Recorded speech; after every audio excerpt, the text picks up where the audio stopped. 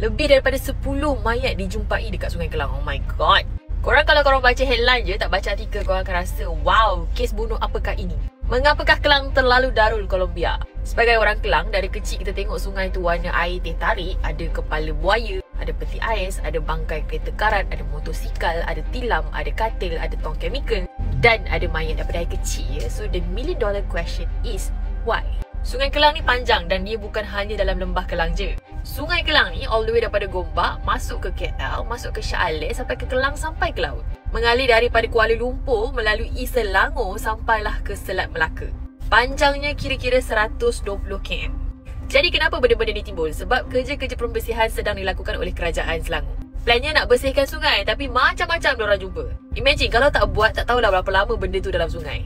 Diorang kata daripada 1 November 2022 projek ini dijalankan, hampir setiap bulan mayat ditemukan. And then kalau ada mayat, of course lah kita akan serahkan kepada pihak polis dan juga bomba untuk lakukan siasatan. Kita boleh cerita lagi apa yang dijumpai di dasar sungai. Di bawah inisiatif Selangor Maritime Gateway inilah menyelahkan realiti yang mengejutkan di sebalik sungai-sungai ni.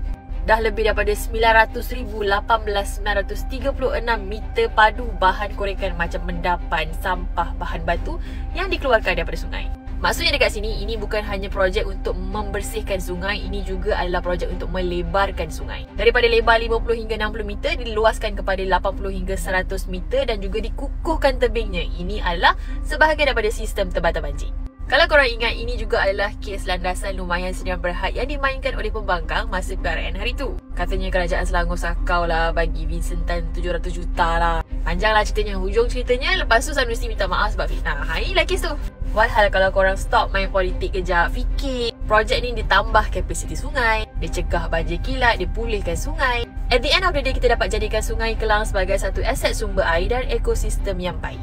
Itu yang paling penting.